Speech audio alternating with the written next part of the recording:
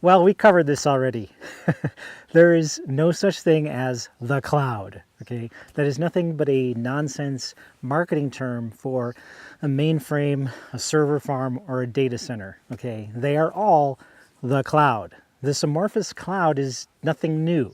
The cloud has been around since the first computers of the 1960s.